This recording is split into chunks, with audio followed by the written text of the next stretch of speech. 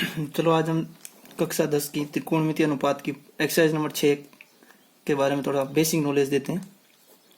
देखिए, एक्सरसाइज को सोल्व करने से पहले हम थोड़ा सा बेसिक देख लेते हैं कि बेसिक क्या है इसका।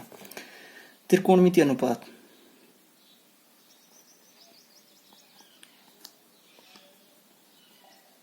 त्रिकोणमितीय अनुपात क्या होते हैं? त्रिकोणमितीय अनुपात मुख्यतः तीन होते हैं। कौन कौन से? एक साइन थीटा, एक होता है कोस थीटा, एक होता है टेन थीटा। और इसके तीन होते हैं विपरीत, जैसे कोट थीटा, सेक थीटा और कोसेक थीटा। साइन थीटा का उल्टा होता है कोसेक थीटा, कोस थीटा का उल्टा होता है सेक थीटा और टेन थीटा का उल्टा होता है कोट थीटा। तो मुख्यतः तो तीन हुए, कौन कौन से? साइन, कोस और टेन। अब देखिए इनका यूज कैसे किया जाता है, कहाँ कहाँ इसका यूज होता है। और जब भी त्रिकोणमितीय अनुपात की बात आती है तो हमें एक सबसे पहले एक ही बात याद आती है, वो है कि समकोण त्रिभुज। चलो सबसे पहले समकोण त्रिभुज के बारे में देखते हैं। समकोण त्रिभुज क्या होता है?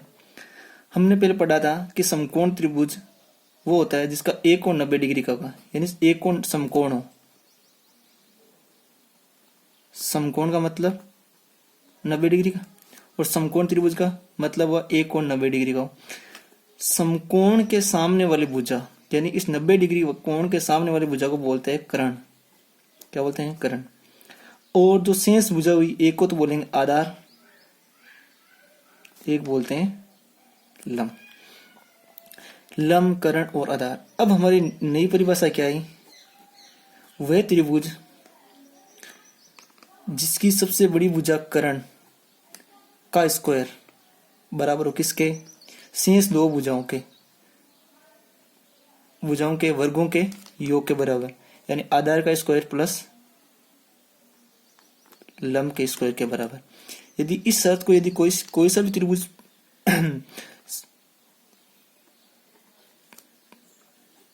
यदि कर्ण का स्क्वायर प्लस आधार का स्क्वायर प्लस लंब का स्क्वायर यदि की कोई शर्त लागू हो रही है तो वो त्रिभुज कहलाएगा कौन सा? समकोण त्रिभुज। समकोण त्रिभुज। तो समकोण त्रिभुज के बारे में देख लिया, समकोण त्रिभुज का। अब देखिए समकोण त्रिभुज में त्रिकोणमितीय अनुपातों का प्रयोग कैसे करते हैं? प्रयोग, चलो प्रयोग से पहले देख लेते हैं कि इनका प्रयोग क्यों किया जाता है। कि समकोण त्रिभुज में क्या होती है? तीन भुजाएं होती है और तीन क्या होते हैं? कोण होते हैं। एक कोण 90 डिग्री का होता है। तो ये सबसे पहले एक बात ध्यान रखना, हमेशा जब भी त्रिकोणमितीय अनुपात का उपयोग समकोण त्रिभुज में करते हैं तो जो थीटा होता है, यानी जो कोण होता है, कोण को लिखा हमने थीटा से डिफाइन किया। थीटा को हम समकोण यानी 90 डिग्री वाले कोण पर कभी भी काम में नहीं लेंगे। तो हमारे नाम हुआ ए, बी और सी। तो हमारे पास में कौन सा कोण बचा? एक तो ए बचा और एक क्या बचा? सी बचा।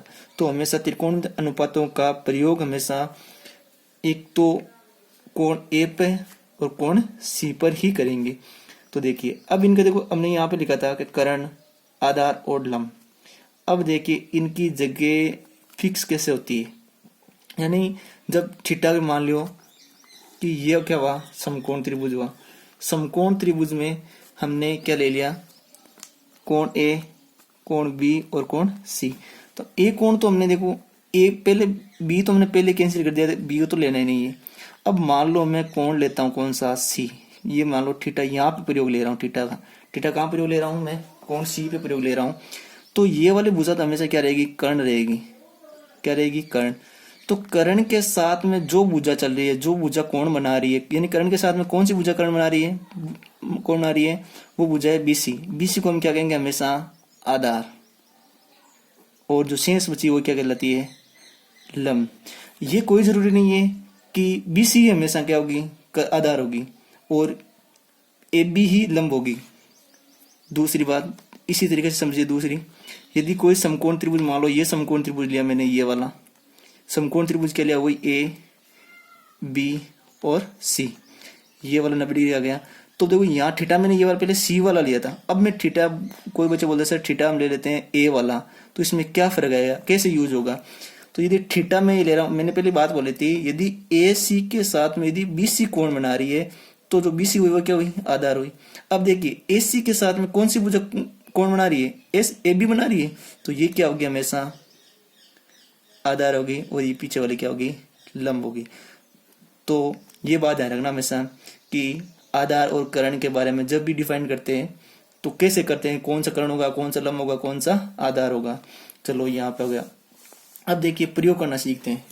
तो सबसे पहली बात यह है कि यहाँ पर कि भाई साइन कोस थीटा का प्रयोग यहाँ करते हैं तो हमें परिणाम क्या मिलता है, क्या संबंध होता है, क्यों किया जाता है। करने का मतलब ये हुआ कि यहाँ पे जो समकोण की भुजा, समकोण की भुजा तथा कोणों के मध्य संबंध त्रिकोणमितीय अनुपात दर्शाते हैं, त्रिकोणमितीय अनुपात दर्शाते हैं। वो कैसे दर्शाते देखिए। तो समकोण, यहाँ पे समकोण त्रिभुज में जब भी त्रिकोणमितीय अनुपात को यूज करते हैं तो समकोण त्रिभुज की भुजाओं तथा उनके कोणों के मध्य के संबंध को ही त्रिकोणमितीय अनुपात कहते हैं। त्रिकोणमितीय अनुपात देखा है अभी ने, sine cos tan cot sec cosec होते हैं। जो साइन कोस टेन होते हैं वो तीन मुख्यतः त्रिकोणमितीय अनुपात होते हैं, कोट सेक कोसेक होते हैं, जस्ट अपोजिट होते हैं। अब देखिए इनके सूत्र के बारे में देखते हैं कि यूज कैसे होता है। मान लो ये क्या है, समकोण त्रिभुज है, क्या है, समकोण त्रिभुज है। समकोण त्रिभुज में देखो ये वाला समकोण हो गया, ये वाला कोण ए हो गया, ये बी हो गया, और ये क्या हो गया, सी हो गया। अब मान लो ये कोण क्या है, मैं थीटा कौन से ले रहा, सी ले रहा हूं, तो ये क्या हो गया, कर्ण हो गया, ये क्या हो गया, आधार हो गया, ये क्या हो गया, लंब हो गया। कर्ण को हमेशा के से दर्शाऊंगा, आधार को ए से और लंब को एल से। तो देखिए sine theta, cos theta, tan theta, sec theta और कोट थीटा, सेक थीटा और कोसेक थीटा। चलो देखो इनके सूत्र के बारे में आपने एक याद रखना, एल ए एल बटा के ए। तो सबसे पहले क्या था, साइन। तो साइन में हमेशा यदि थीटा ये ले रहा हूं तो लंब कौन सा, ये वाली भुजा और इस वाली भुजा के अनुपात को क्या दर्शाएंगे, साइन थीटा, यानी लंब बटा करण। ये किसका सूत्र होगा, साइन थीटा का। अब इसी प्रकार कोस थीटा क्या सूत्र होगा, आधार बटा करण। टेन थीटा का सूत्र क्या होगा, लंब बटा आधार। कोट का क्या होगा, आधार बटा लंब। सेक का क्या होगा, करण बटा आधार, और कोसेक क्या होगा, करण बटा लंब। ये हो गए इनके सूत्र। याद करने का तरीका यह था, लाल बटा कक्का, इसको देखो, लंब बटा करण यानी साइन, आधार बटा करण यानी कोस, लंब बटा आधार यानी टेन, आधार बटा लंब कोट थीटा, करण बटा आधार कोसेक थीटा, सेक थीटा, और करण बटा लंब कोसेक थीटा। ये तीन हो गए इसके जस्ट अपोजिट। अब देखिए इनके थोड़े से अपोजिट, यदि आपको कहीं पर भी लिखा हो साइन थीटा, उसके बराबर आप लिख सकते हो 1 कोसेक थीटा। यदि आपको कोस थीटा लिखा हो वहां पर आप लिख सकते हो 1 सेक थीटा। यदि आपको टेन थीटा लिखा हो वहां पर आप लिख सकते हो 1 कोट थीटा।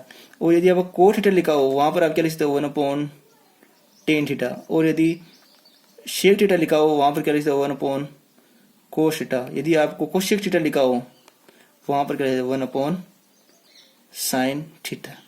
ये होते हैं जस्ट अपोजिट का तरीका कि भाई साइन थीटा बराबर होता है 1 कोसेक थीटा, कोस थीटा बराबर होता है 1 सेक थीटा, टेन थीटा बराबर होता है 1 कोट थीटा, कोट थीटा बराबर 1 टेन थीटा, सेक थीटा बराबर 1 कोसेक थीटा, और कोसेक थीटा बराबर 1 साइन थीटा। अब देखिए इनके थीटा आ गए, इनका यूज करना आ गया, कि कैसे यूज करते हैं, क्या तरीका होता है यूज करने का।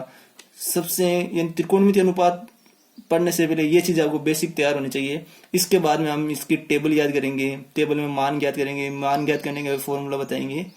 तो इसके लिए आप मेरे चैनल को सब्सक्राइब करें, शेयर करें, और आगे की जो 10th क्लास की मैथमेटिक्स के चैप्टर नंबर 6 अगले वाले वीडियो में वो बताएंगे आपको और उसके सॉल्यूशन बताएंगे।